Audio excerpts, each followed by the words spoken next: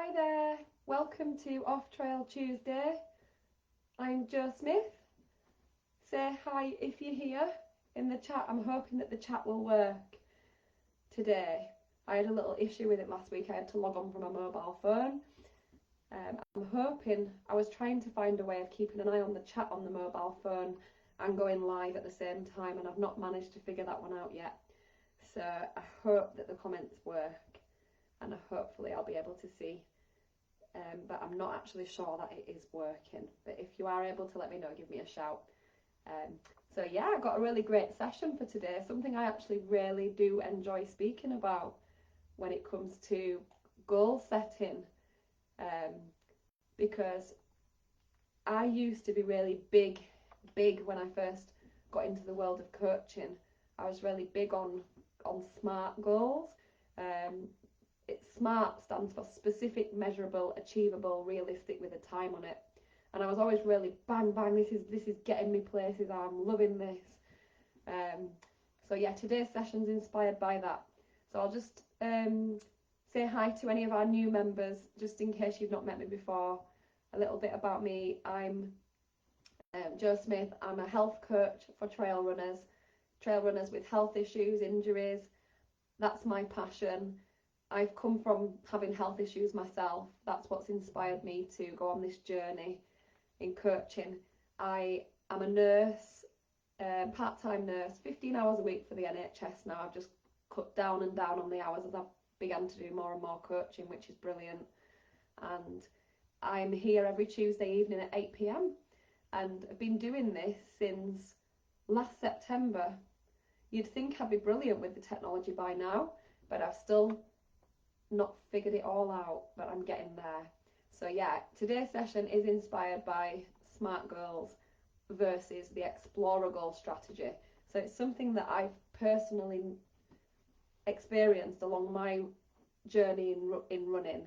So when I first started out with my first marathon dream, it was all SMART goal. It was all right, I want to do this and I want to do it by this date, and this is how I'm kind of going to do it.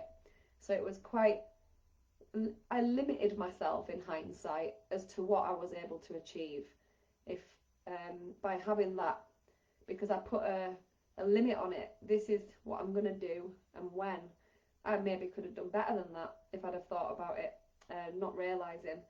So yeah, I'm just gonna chat away as I do, and we're going to explore really about understanding goals, like what are goals, like where do we want to be, why do we want to be there, understanding that our goals, this is where I'm going to start with, because I think this is really important.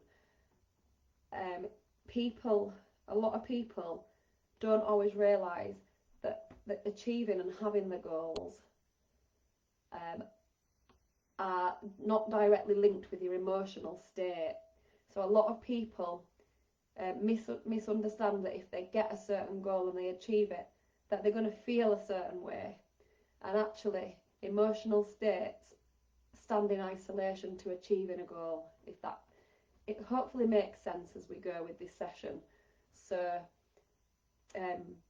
understanding on why we want to pursue them, rather than just choosing them because we're going for that external validation or pressure from another person that we should be doing a certain thing, is not a good goal setting approach.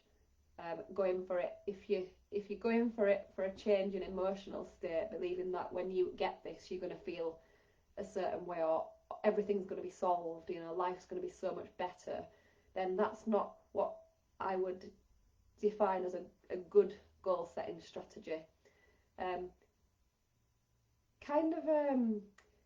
A best way of putting it is emotional state versus a tangible goal.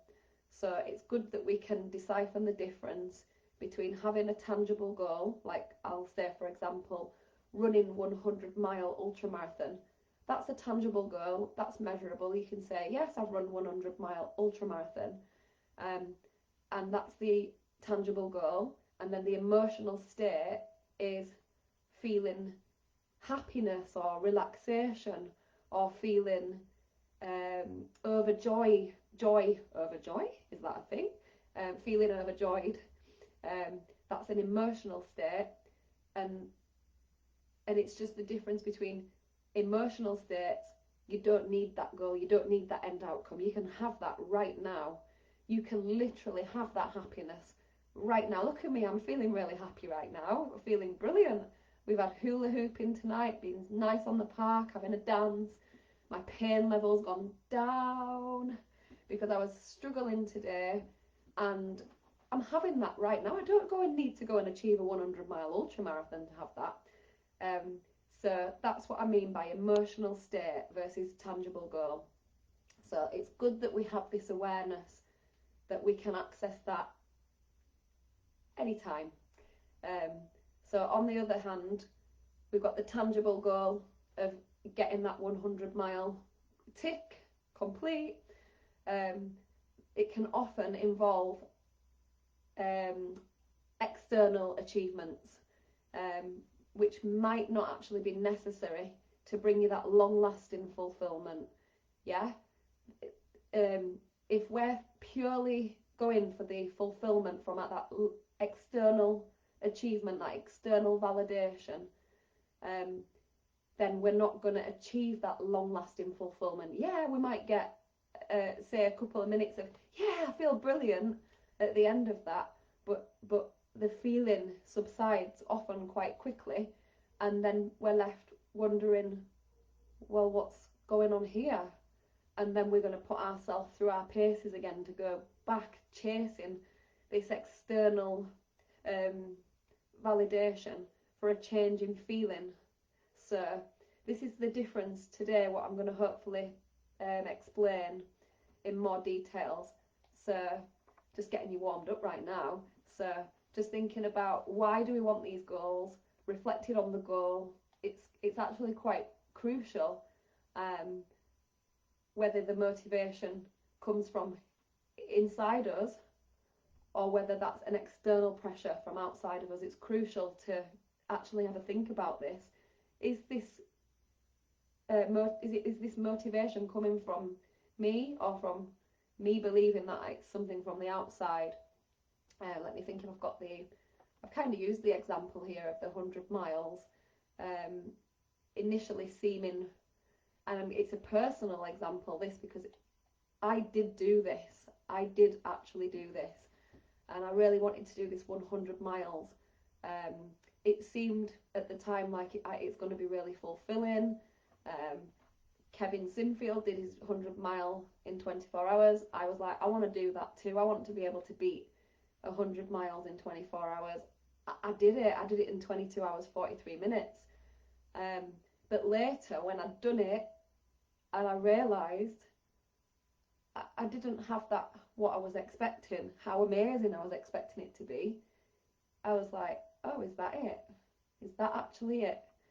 And on reflection, after having done that 100 miles, I mean, it may seem like a massive personal achievement, and it really is, but when I reflected on it, I realised that, why didn't I feel so overwhelmed and amazed by it? And I actually looked back on that and thought to myself, Joe, you were doing it, and I realised this, that I was doing it for external validation. I was doing it because I wanted other people. I wanted my dad at the time, who I never, no matter what I did, I never seemed to be able to impress him. And I was doing it to prove my worth to other people, you know, because I was actually doing it because I'm like, I can be good, yeah, you know, I can do this.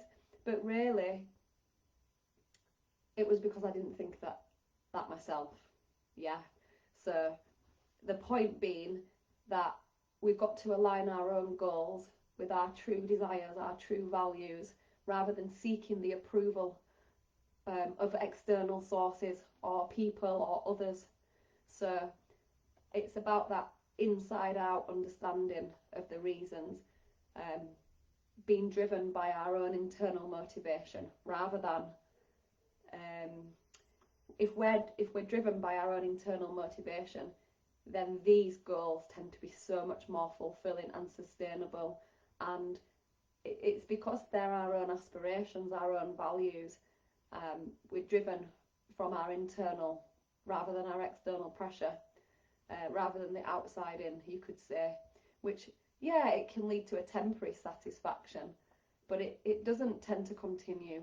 It really doesn't.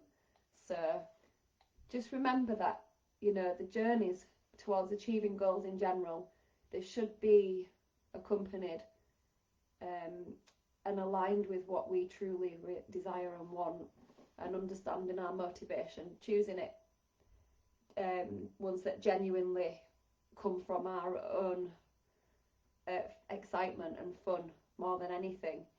So just thought I'll share that little story there, because I actually thought that particular goal there was I realised afterwards, Joe, you're just doing this just to sort of like get some validation that you are capable, or you are, you know, and it was the wrong reason to go for that. And so yeah, I'm going to share a couple of goal setting strategies. So we've got the farmer approach is called, the farmer approach. So this is a bit like your SMART goal, where it's very specific, it's very measured. So a farmer might have a spreadsheet, they might have an exact amount of, you can tell I'm not a farmer, but what I know about farmers is they might have a certain amount of crop that they have to plant, and, you know, the weather might have to be a certain way. So it's very structured and quite specific and quite measurable, very clear, tangible goal. And they tend to be, it's done like over a period of time. So it's quite structured and quite exact, I guess that's my best way of putting it. So a bit like maybe when I did my first marathon, it was I will do a marathon on the 6th of September. It might not have been then, but 2018, I'll say, I think it was then. This is what will happen and when, and it was very, you know, I 10 out of 10 believe I can do this, and then check my self-belief, yes, I believe, yeah, 10 out of 10, maybe 9, that I can do it. And then it's all really structured and quite, how's the word? Been a busy day. It's just very structured and specific, and it can be tangibly measured because there'll be like real evidence to prove it. So I'll give you another example with weight loss. Say, for example, I'm going on holiday in 3 weeks and I want to lose 4 pounds in weight.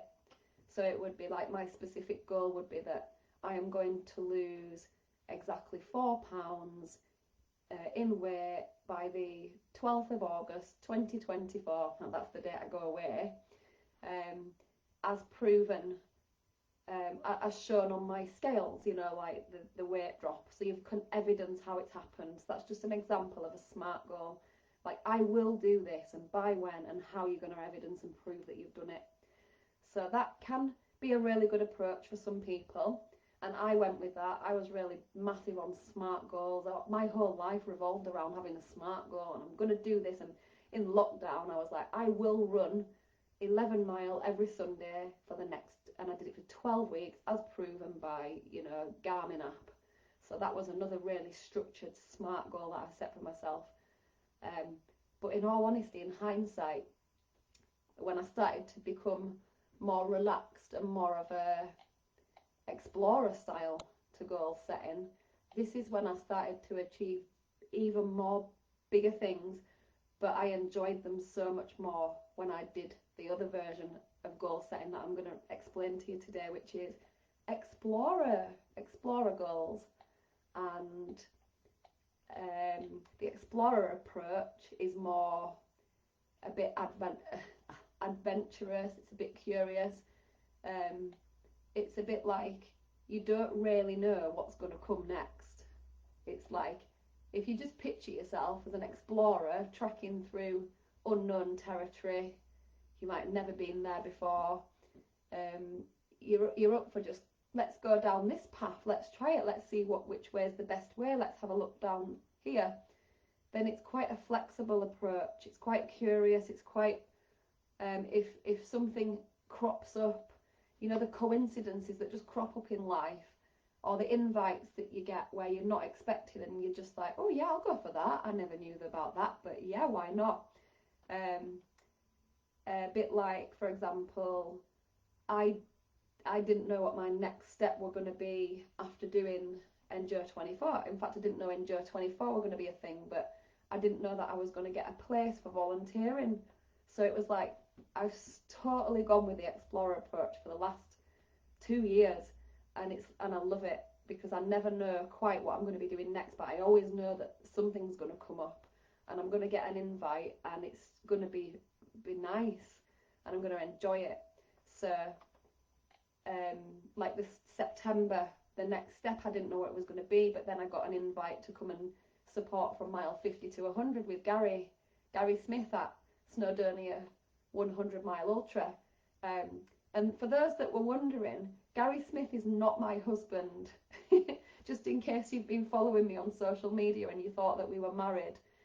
We're running buddies, we're good friends. We met on our Pennine Barrier Ultra 2 years ago and we stayed friends and we ran together in quite a few events since then. And I would have not known that. It wouldn't have been part of my smart plan. I am going to go and run this run, and then after that, you know, I could have limited myself to the Explorer approach of just going with the opportunities and taking the next chances. You only ever need to know the next step in Explorer style. You only ever need to know what you're going to do next, and then it'll reveal itself and it'll just keep on revealing itself. So from a goal setting perspective, I'm just thinking it might involve just not knowing what you're going to be doing like next week, like not having it mapped out, not knowing what's going to happen, but just knowing that you're going to do something. And it just can actually help with some benefits, can help you to be more motivated and to actually not get bored, you know, not get too repetitive. It can be a bit exciting.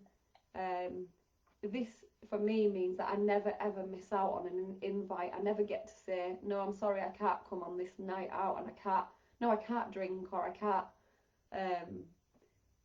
do something that I'd prefer to do because of my structured plan. So I don't have a structured SMART goal marathon training plan or anything like that. It's a much better balance, I'd say, and I personally find that with this Explorer style approach, you can enjoy different paces, try new things. You don't have to do anything at a certain, I know a lot of people might have said that they've got to do it at a certain pace today, whereas you can just go with how you feel on that day, and you can you know, just celebrate all along the way. And the farmer kind of approach might involve maybe a bit more patience, which again I just don't think I'm very patient. I'm not a very patient person, so you can create a bit of a blended mixture of the two approaches as well, which can be a really good way too. So it's not just all one or a bit of the other. You can do a hybrid. Love that word, hybrid. I like to wear running shoes that are hybrid, where you can run on any surface. And so yeah, you can do a blended approach too. But I think true Explorer style is just go with a brilliant feeling. Know that the end goal is just because you want it, you're passionate for it. It's not to prove yourself, to think that you're going to be loved more, because trust me, people, the weird thing is that the more, and I've actually physically seen this happen, like to me personally. Sometimes the more you achieve and the more that you strive and do well and the more successful you are, the sad fact about it is that people actually, you're doing it because you want to be liked and you want people to think that you know you're loved, and all these things that you want to seek, that like what's the word, recognition, or you want to seek that validation, or you want to kind of, you're doing it because you think people are going to be motivated and you're going to help people and all these things. And the sad fact is that often the more that you do get there and the more you succeed, and no matter how hard you worked for it, other people, sadly, some people actually don't even, they like you less. They're like, all of a sudden they don't want to go with you anymore, or all of a sudden it's like, oh, well, it's easy for you. Oh, you kind of just get to the point where you don't even tell people what you're doing because they're just like, oh, you're crazy. You're just crazy. Yeah, it's easy for you. So it's getting that fine balance. So this is why I'm really passionate on understanding the difference between having those successes, having those goals, achieving them, and them not being linked to emotional states. Because if it's for a change in emotional state that you're going for, then you're going to be sadly a little bit disappointed, which is a shame. It's a bit like the scenario of when you get like these people that are just striving to have a really beautiful, posh, fancy car. They want to get like the Porsche or whatever, and then you think, oh, you think you're going to feel brilliant when you're in it, driving around in it, and all you get is dirty looks. It's a bit like when you get in really good shape and you think, oh, feeling good about myself right now, you know, and I don't know, it doesn't happen that often, but maybe every now and then all that you get is dirty looks. When you, or, you know, I'm sure some of you will relate to what I'm saying here.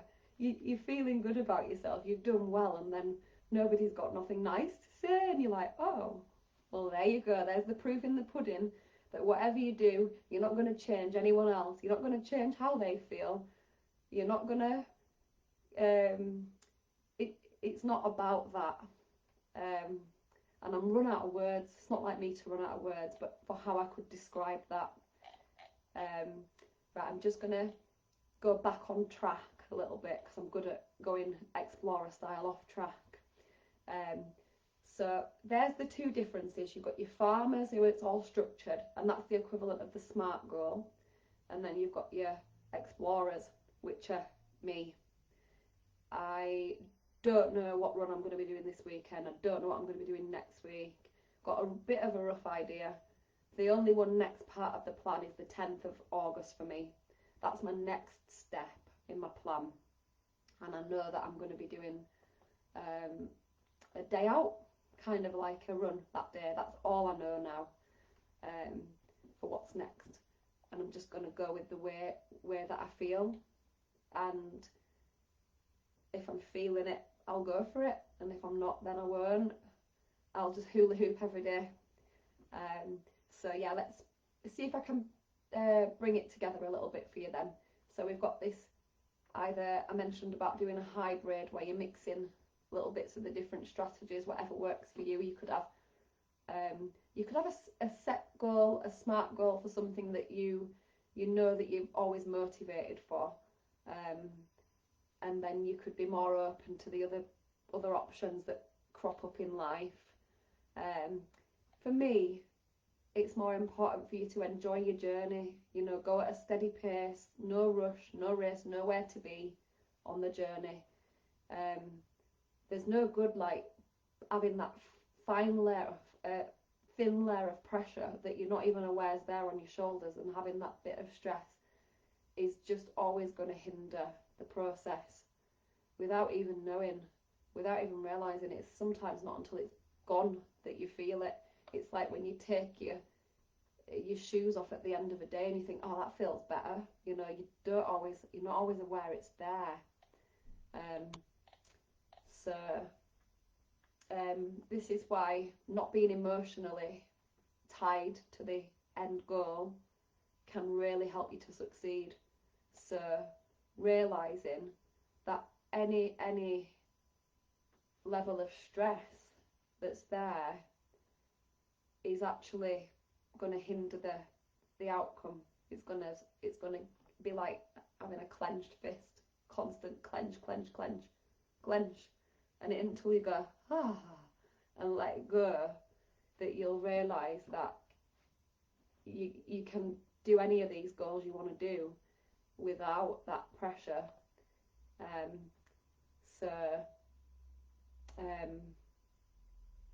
that's where it's important not to, if you do go with the SMART goal approach, don't make it too it's got, that's the realistic part. Make it realistic so that you know that, like, maybe 9 or 10 out of 10 that you know it's possible for you, rather than setting yourself something unachievable and then going away and feeling bad about your own goal that you've set for yourself. So when setbacks happen, because setbacks happen, things come and bite us in the bum sometimes, unexpected things like falls, illnesses, having to go deal with an emergency at work. So it's part of the game, but if you staying emotionally detached will help you get over it quicker. You'll bounce back faster. You know, if you've got to adjust your training plan, you're not going to dwell on it. You're just going to be like, hey, whatever, you know, it's part of the plan, it's part of the game. So thinking about being open to trying these new strategies is easier when you're not fixated on hitting a specific, whether it's a running target or a weight loss goal or a whatever it might be, because that kind of a mindset will just allow you to be a bit more experiment with the different approaches. And hi, I've just seen that some comments popped up. Thank you, I've only just noticed them. Good news that it's working. Hi Emma, hi Stephen, thanks for being here. They were right down low on my screen and I didn't know they were there. So yeah, back to the approaches that I was talking about. So being open, trying different things, being flexible, whether it's with your meal plans or other things, by not putting your emotions into achieving this certain pace or this certain thing, whatever it might be, completing a challenge, or I was talking earlier about gut reset your guts. Hey, maybe I'll do a session on that. I think I need one today because I think I've eaten really badly out of date crackers. For my dinner I had cheese and crackers, and I tasted it and I thought, I'm not sure about these crackers, they've been in the cupboard a while, and I think, well, when I look back they were out of date and I ate them for my dinner and ow, I've had stomach ache. At hula hooping, ow. Yeah, I don't actually feel too good. I think I do need to do the gut reset. So my best advice, don't eat mouldy crackers. Can't believe I did that. I literally need to go shopping and get some food. So fortunately my mother-in-law made tea, and she brings tea on a Tuesday. I'm so lucky. So at least I got a good meal. So yeah, back to the celebrating, completing the celebrating the achievement is what I was talking about, I think.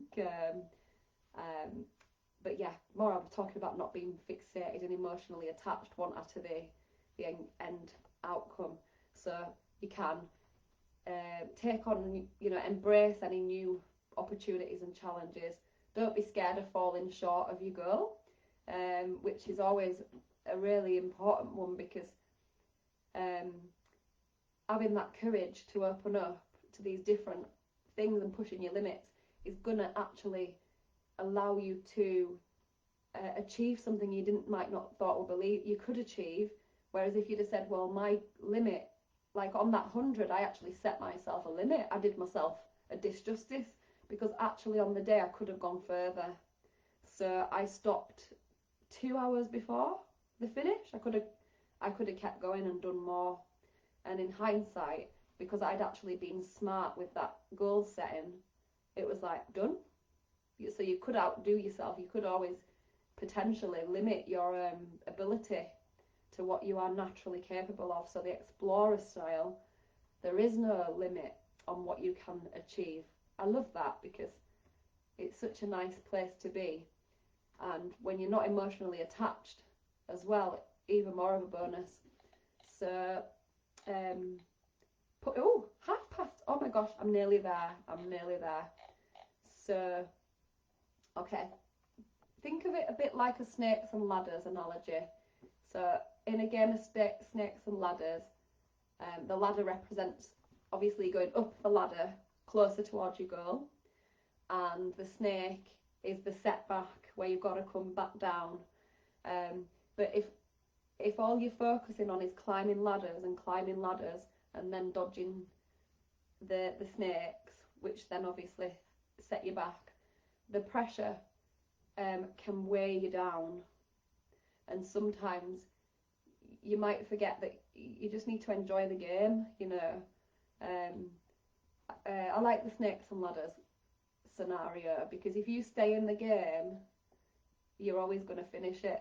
Like, eventually you're always going to finish it. So